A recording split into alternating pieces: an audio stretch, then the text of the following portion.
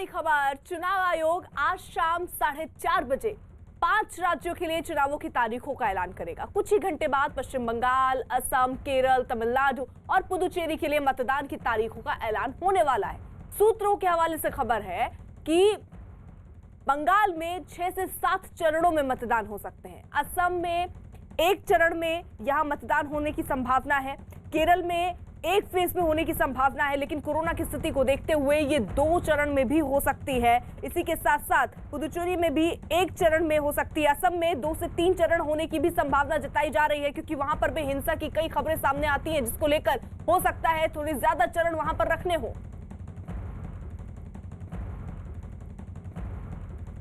तो बड़ी खबर, 5 राज्यों में विधानसभा चुनाव की तारीखों के ऐलान पर बड़ी खबर आ रही है। न्यूज 18 के नीरज कुमार की खबर है कि बंगाल में 6 से 7 चरणों में चुनाव हो सकते हैं, जबकि केरल और असम में 2 चरणों में चुनाव हो सकते हैं। वहीं तमिलनाडु और पुदुचेरी में 1 ही चरण में चुनाव करवाए जा सकते हैं। तो बड़ी खबर इस वक्त की जो सामने आ रही है, असम केरल में 2 चरण में ये मतदान हो सकता है। तमिलनाडु में 1 दौर जो है, 1 चरण जो है उसमें मतदान हो सकता है। और सबसे ज्यादा फेज में जो बात सामने आ रही है चुनाव होने की, वो बंगाल में है। 6 से 7 फेज में वहां पर मतदान हो सकता है। नजर 4:30 बजे होगी, जब चुनाव आयोग की तरफ से बाकायदा प्रेस कॉन्फ्रेंस होगी और उसके माध्यम से बताया जाएगा कि किस राज्य में कितने चरण में मतदान होना है और वो तारीखें क्या क्या होंगी। अपडेट जरा ले लेते हैं। नीरज हमारे साथ, हमारे सहयोगी जुड़ चुके हैं। नीरज, बिल्कुल, अब से थोड़ी देर बाद यानी 4:30 बजे 5 राज्यों के विधानसभा चुनाव की घोषणा कर दी जाएगी। 4 राज्य हैं और 1 केंद्र शासित प्रदेश। पश्चिम बंगाल में, मैं बार बार इस बात को दोहरा रहा हूं, जो सूत्रों से हमें जानकारी मिली है, पश्चिम बंगाल में 6 से 7 फेज, केरल में 1 से 2 फेज, संभावना इस बात की है कि 1 फेज में चुनाव होगा। तमिलनाडु में 1 फेज, असम में 2 से 3 फेज, पुदुचेरी यानी केंद्र शासित प्रदेश पुदुचेरी में 1 चरण में ही चुनाव कराए जाएंगे। अप्रैल में ज्यादातर चरण होंगे। असम, माफ कीजिएगा, मार्च से ही पहले चरण की शुरुआत होने की संभावना है, क्योंकि आज जब घोषणा होगी तो आज ही से आचार संहिता लागू हो जाएगी 5 राज्यों के विधानसभा चुनाव के लिए। 5 राज्यों में आचार संहिता लागू होगी और उसके बाद नोटिफिकेशन अगले 3 से 4 दिन में, यानी पहले चरण के नामांकन की जो प्रक्रिया है उसकी शुरुआत आज से 3 से 4 दिन के बाद होने की उम्मीद है। और इसीलिए पहला चरण जो होगा, जो और इस बात की उम्मीद है कि पहला चरण बंगाल में होगा, वो 30 के आसपास हो सकता है और उसके बाद अप्रैल में प्रवेश करेंगे। अप्रैल का पूरा जो महीना होगा उसमें तमाम चरणों को चुनाव आयोग अंजाम देगा और अप्रैल के महीने तक ही या तो चुनाव की प्रक्रिया को संपन्न कर लिया जाएगा, या हो सकता है 1 या 2 मई को मतगणना की तारीख को चुनाव आयोग रखे। नीरज, जरा ये भी बताइए, जो संभावनाएं दिख रही हैं, बंगाल में 6 से 7 फेज में ये मतदान होने की बात हो रही है, वहीं बाकी जगहों पर जैसे तमिलनाडु में सिर्फ 1 फेज में ही हो रही है। ये चरण किस हिसाब से जानकारी मिल रही है बांटे जाएंगे? देखिए, दोनों राज्य की अलग अलग चुनौतियां होती है। क्यों कई चरण, बंगाल में 6 से 7 चरण में क्यों चुनाव होंगे, तमिलनाडु में क्यों 1 चरण में चुनाव होगा, क्योंकि चुनौतियां दोनों राज्यों की अलग अलग है। पश्चिम बंगाल में चुनौती चुनाव आयोग की कानून और व्यवस्था की, इसलिए अर्धसैनिक बलों की तैनाती अधिक की गई है। हमेशा से वहां अधिक चरणों में चुनाव होते रहे हैं और इस बार भी चुनाव आयोग ने यह तय किया है कि 6 से 7 चरणों में वहां चुनाव होंगे, जो सूत्रों से हमें जानकारी मिले। दूसरी अहम बात कि तमिलनाडु में 1 फेज की कानून व्यवस्था वहां बड़ा मसला नहीं है, लेकिन पैसे का जो इस्तेमाल होता है वो बहुत बड़ी चुनौती तमिलनाडु के लिए, चुनाव आयोग के लिए है। इसीलिए वहां 1 चरण में ही चुनाव होंगे, लेकिन पैसे की रोकथाम के लिए, यानी पैसे के इस्तेमाल को रोकने के लिए चुनाव आयोग एक बड़े अधिकारी की आने वाले दिनों में नियुक्ति भी करेगा, जो हमें चुनाव आयोग से जानकारी मिले। खासकर तमिलनाडु में विशेष फोकस रहेगा। और आपको याद होगा, एक बार तो विधानसभा और लोकसभा का चुनाव तमिलनाडु में 1 सीट पर, विधानसभा चुनाव की 1 सीट पर इसलिए कई बार टालना पड़ा था क्योंकि वहां पैसे का इस्तेमाल बहुत अधिक हो रहा था और चुनाव आयोग तब बहुत चुनौतीपूर्ण माहौल में उस चुनाव को करा सका था। तो एक बहुत बड़ी चुनौती होगी तमिलनाडु में धन के दुरुपयोग को रोकने की, लेकिन बंगाल में चुनौती कानून व्यवस्था की होती है, इसलिए वहां 6 से 7 चरण होंगे। असम में क्यों 2 से 3 चरण में होंगे, ये भी बता देते हैं। असम में क्योंकि जो स्थलाकृति है असम की, वो कई राज्यों के बॉर्डर से लगता है। इसके अलावा वहां स्थलाकृति जो है उसके हिसाब से चुनाव आयोग चरणों को निर्धारित करता है। 1 चरण में वहां चुनाव कराना मुश्किल होता है, क्योंकि पैरामिलिट्री को शिफ्ट करना है, बंगाल से लगे जो इलाके हैं उनको एक साथ चुनाव कराना है। तो ये तमाम पहलुओं को चुनाव आयोग देखता है।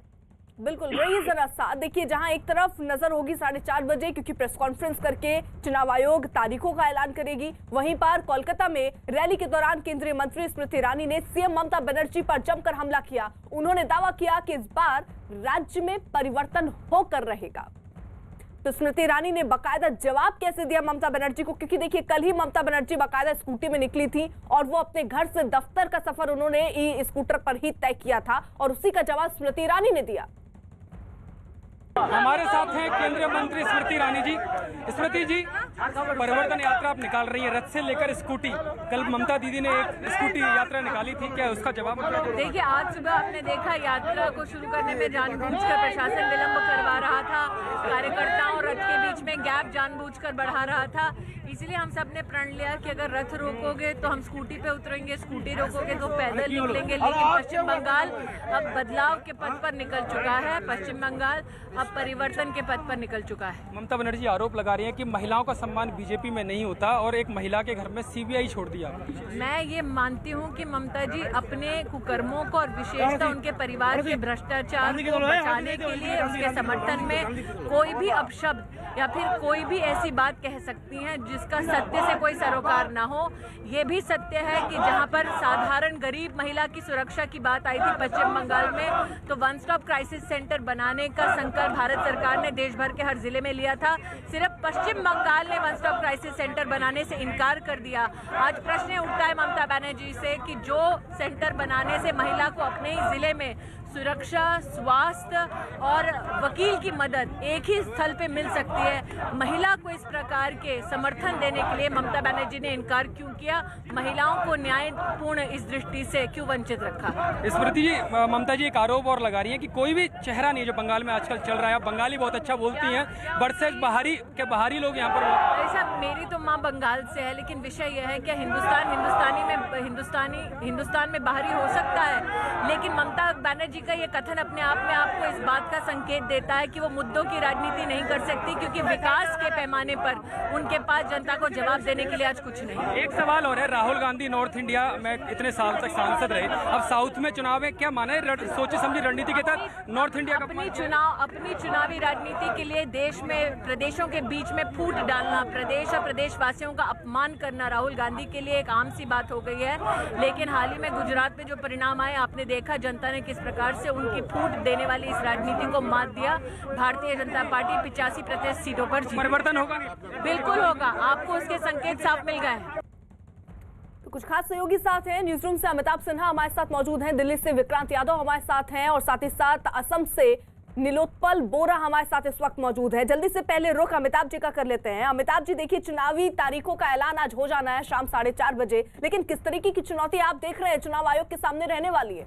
देखिए, चुनाव आयोग की मैंने पहले ही बताया था, दो सबसे बड़ी चुनौती है कोरोना से लड़ाई, और दूसरी चुनौती है हिंसा और जो मतदान में गड़बड़ियां होती हैं, साइलेंट बूथ कैप्चरिंग होती है ईवीएम के ज़माने में भी बंगाल में, उसको रोकना। बंगाल में इन्फिल्ट्रेटर्स, तो जो फर्जी वोटर आई कार्ड है उनसे बचाना, लोगों को वोटरों को सही वोटिंग पोलिंग स्टेशन तक पहुँचे। तो सबसे पहली चुनौती जो कोरोना की है, बिहार में चुनाव कराकर एक ऐतिहासिक मूव जो किया था चुनाव आयोग ने, वो दुनिया भर में साबित किया था कि लोकतंत्र में बिना कोरोना फैलाए कैसे चुनाव करवाए जा सकते हैं। वैसे ही चुनाव इस बार करवाए जाएंगे 5 राज्यों में। चुनौती बड़ी है, लेकिन बिहार की सफलता दिखाती है कि चुनाव आयोग भी इन 5 राज्यों में अच्छी तरह से चुनाव करवा पाएगा। दूसरी चुनौती चुनावी हिंसा की है। पैरामिलिट्री फोर्सेस की डिमांड लगातार आ रही है तमाम राज्यों से।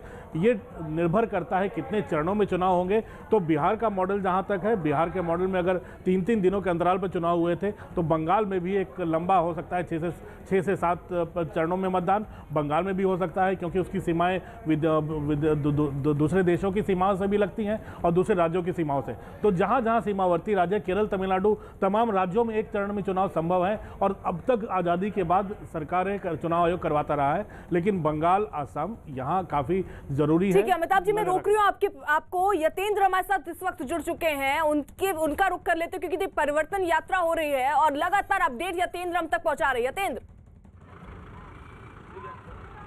देखिए बिल्कुल परिवर्तन रथ यात्रा निकल रही है। केंद्रीय मंत्री स्मृति ईरानी और नित्यानंद राय इस परिवर्तन रथ यात्रा में, और एक सीधा सा मैसेज है जो 2 दिन पहले परिवर्तन रथ यात्रा रोकी गई थी, जहां पर कैलाश विजयवर्गीय पहुंच गए थे।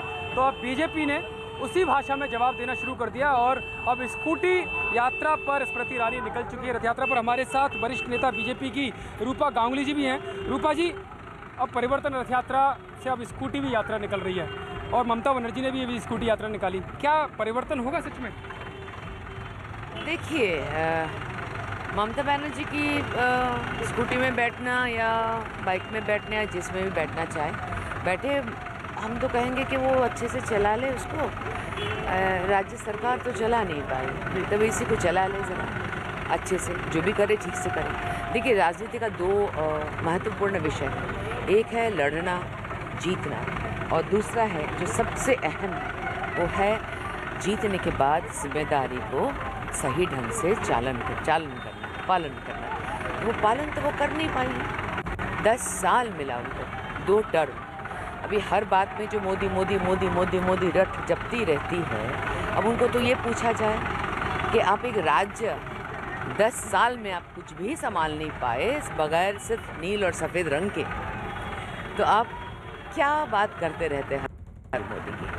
और ये परिवर्तन अब जनता को देखिए, अब जनता को दिखाइए। ये परिवर्तन यात्रा, परिवर्तन साधारण लोग कर रहे हैं। इसमें कुछ हमारे कार्यकर्ता है जो स्वागत कर रहे हैं जगह जगह पे, लेकिन आप हमारे साथ जब चल रहे हैं सुबह से, आपने देखा होगा कि कितने सारे लोग, और वो भी ऐसे जिला में। लेकिन रूपा जी, जैसे हिंदी मूवी होती है ना, हिंसा होती है, फैमिली ड्रामा होता है, इसमें भी फैमिली ड्रामा देखने को मिल रहा है। ममता बनर्जी के करीबियों पर, उनके घर वालों पर सीबीआई के छापे पड़ रहे हैं, तो उसको भी वो मुद्दा बना रही है। तो पहली बात तो सीबीआई के छापे अगर पड़ रहे हैं तो उनको डर ऐसा क्यों लग रहा है? डर नहीं लगना चाहिए ना। सीबीआई एक इन्वेस्टिगेटिंग एजेंसी है, जैसे सीआईडी है, एनआईए है, बहुत सारे हैं, तो सबको तो स्वागत करना चाहिए। आओ जो भी सवाल है उनका जवाब मिलना चाहिए। उनका जवाब मिलना चाहिए लोगों को तो सवाल कर रहे हैं। सवाल जब लोग कर रहे हैं तो सवाल का तो जवाब लोगों को चाहिए। लेकिन जो उनके भतीजे की वाइफ है वो कह रहे महिलाओं के सम्मान से जुड़ा, और बीजेपी राज में महिलाओं का सम्मान नहीं है, घर में छापेमारी की जा रही है, महिलाओं को परेशान किया जा रहा है सीबीआई की तरफ। आप मुझे ये तो बताइए, अपराध जो है किया है महिला ने, उनके जो ज़रूरी था कि नागरिकता के बारे में उन्होंने जो एप्लीकेशन की है, वो एप्लीकेशन जय श्री राम, वो एप्लीकेशन के बाद 2 अलग अलग नाम दिए क्यों है? अगर दिए हैं तो उसका खुलासा तो करें। ऐसा तो नहीं हो सकता कि बेटी अपने पिता का नाम बदली कर देगी, लेकिन ऐसा बहुत सारा कुछ हो सकता है। ये भी हो सकता है कि उनकी माँ दूसरी शादी की है, वो हो सकता है। तो ये तो सिंपल बहुत सारे एक्सप्लेनेशन हो सकते हैं, तो वो एक्सप्लेनेशन लोगों के तक पहुंचा क्यों नहीं रहे हैं? तो झंझट खत्म। एक बड़ा आरोप हो रहा है कि बाहरी चेहरे, प्रधानमंत्री मोदी आ रहे हैं, अमित शाह आ रहे हैं, जेपी नड्डा आ रहे हैं, लेकिन ममता बनर्जी के वर्सेज कोई बंगाली चेहरा क्यों नहीं है यहाँ पर? क्यों प्रोजेक्ट नहीं किया रहा सीएम का चेहरा? देखिए, आप ये समझ नहीं पा रहे, भारतीय जनता पार्टी है, भारतीय जनता पार्टी की तरफ से चलते हैं। इसमें सवाल, ये सब सवाल किसी को, हाँ, ये सब सवाल बेकार है, कोई मतलब ही नहीं है इसका। आप शक्ल जो है, फेस जो है, वो भारतीय जनता पार्टी ही फेस है पश्चिम बंगाल का, ये आपको समझना पड़ेगा। ये एक नायक तंत्र नहीं है, ये परिवार इशू नहीं है। रूपा गांगुली का चेहरा भी हो सकता है। देखिए, सबका चेहरा हो सकता है। ये जो ये बोल रहे हैं ना कि ये बांग्लार में, तो आप मुझे ये बता दो, ये डिविजन किसने उनको ये हक दिया बनाने के लिए? अगर हर बात वो बाहरी और अंदरी ये सब कहती रहती है, आप मुझे बता दो, पश्चिम बंगाल से सारे गुजराती, सारे महाराष्ट्रियन, सारे मराठी, राजस्थानी, केरलाइट, सबको निकाल दो, पश्चिम बंगाल तो ऐसे मुंह के बल गिर जाएगा। इतने सारे, जितने सारे बच्चे कुचे हैं इंडस्ट्री, वो सब तो ऐसे भाग जाएंगे, पागल हो गए, ऐसे भाग चुके हैं। तो क्या आप बाहरी अंदरी, ये हर दिन क्या डिवीजन, हर चीज़ में डिवीजन, ये डिवीजन हर चीज़ में, वो दिमाग खराब हो गए उनके, गलत कर रही है, ऐसा नहीं करना चाहिए। पश्चिम बंगाल की जनता का मन उठ चुका है। 19 के इलेक्शन में हमने देख लिया, बहुत घूमे हैं, गांव तक, गली तक, रात तक घूमे हैं। उनका शक्ल देख लिए हैं। वो मन ही मन से, दिल ही दिल से सिर्फ और सिर्फ मोदी जी के नेतृत्व का सरकार चाहते हैं। वो सिर्फ हम लोग का जाने का अपेक्षा था कि एक बार जाए, एक कार्यकर्ता, कोई भी कार्यकर्ता जाए और जाके एक बार वोट मांगे हमसे। मन बना के बैठे थे लोग 19 के इलेक्शन में, देख लिया हम लोगों ने। इस बार भी हमको दिख रहा है कि मन बना के बैठे, इसलिए हम बस आए हैं मोदी जी की वार्ता पहुंचाने के लिए। यही हमारा काम है। रूपा गांगुली वार्ता पहुंचा रही है मोदी जी की। अग्निमित्रा पॉल भी हमारे साथ है। अग्निमित्रा, ममता बनर्जी कह रही हैं कि वो इस विधानसभा की गोल कीपर हैं और गोल वो बीजेपी का तो एक भी नहीं होने देंगी। ममता बनर्जी को बंगाल की सिर्फ औरत 50% वही प्रत्याख्यान किए है। वो महिला मुख्यमंत्री होके पश्चिम बंगाल की जो महिलाओं हैं उसको वो क्या बोले, प्रताड़ना की है, प्रताड़ना। 2011 से ऐसा दिन नहीं जाता है पश्चिम बंगाल में जहां पर पश्चिम बंगाल के कोने कोने पर 3 बरस 4 बरस के बच्चों को लेकर 80 बरस की महिला के ऊपर अत्याचार हो रही है। लेकिन माननीय मुख्यमंत्री का मुंह से एक तो प्रतिवाद का शब्द नहीं निकलता है, एक स्टेटमेंट कभी वो देते नहीं है। और जब देते हैं तो वो बोलते हैं कि वो लड़की का चरित्र खराब था। उनका मंत्री बोलता है कि उसके साथ वो धर्षणकारी का संबंध था। लेकिन आपके नेता तो गिरफ्तार भी हुए हैं ऐसे मामले में, ड्रग्स के मामले में। उस लड़की ने, बीजेपी की लड़की थी, देखिए वो हमारे नेत्री थी। जो गिरफ्तार हुए हैं वो क्या असल में क्या हुआ है कोई नहीं जानता है। और टीएमसी का ट्रैक रिकॉर्ड है फंसाने का, तो हम लोग कुछ बोलेंगे नहीं। हम लोग का जुडिशियरी का पर पूरा भरोसा है, लेकिन असल में क्या हुआ है वो आगे में हम लोग देख पाएंगे। लेकिन एक आरोप और लग रहा है कि मोदी सरकार में महंगाई काफ़ी बढ़ी है, पेट्रोल डीजल के दाम काफ़ी बढ़ गए हैं, तो विश्वास ना करें आपके वादों पर। पेट्रोल डीजल का जो दाम है वो आपको मालूम होगा कि वो इंटरनेशनल मार्केट से रेगुलेट होता है। ठीक है। और पश्चिम बंगाल में जो वैट है, वो वैट का जो पोर्शन है पश्चिम बंगाल से, अगर माननीय मुख्यमंत्री को इतना बंगाल के आदमी के लिए उतना दुख हो रहा है तो वो वैट वो ओमिट कर देना, वैट कम कर दें। और ये परिवर्तन रथ यात्रा लेकर बीजेपी के नेता निकले हैं और कोशिश यही है कि परिवर्तन हो, क्योंकि बीजेपी जो बंगाल में सियासत खासकर देखने को मिल रही है उसमें एक्शन भी दिखाई दे रहा है, उसमें वायलेंस भी दिखाई दे रहा है और फैमिली ड्रामा भी। हम बंगाल की राजनीति की अपडेट आपको पल पल आप तक पहुँचाते रहेंगे। अभी मेरे सहयोगी नीलोत्पल बोरा मेरे साथ जुड़े हुए हैं। मैं नीलोत्पल बोरा हमसे आगे असम की राजनीति क्या कहती है उसके बारे में बताएंगे। हाँ, जो अर्पिता, जो अभी देखा जा रहा है कि असम में भी आज जो आज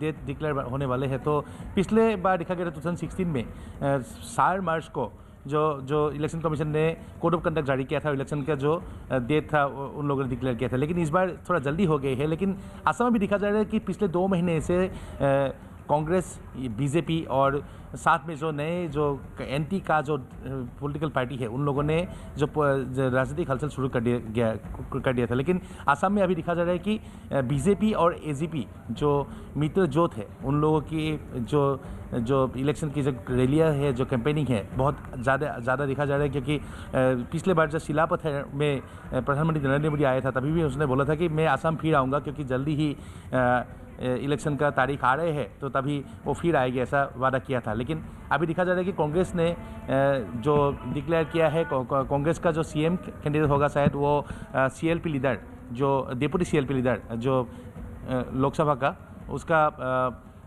जो गौरव गोगोई वही शायद सीएलपी लीडर हो, कांग्रेस का सीएम कैंडिडेट होगा। लेकिन फिर भी देखा जा रहा है कि जो बीजेपी का जो मुख्यमंत्री पद का उम्मीदवार अभी तक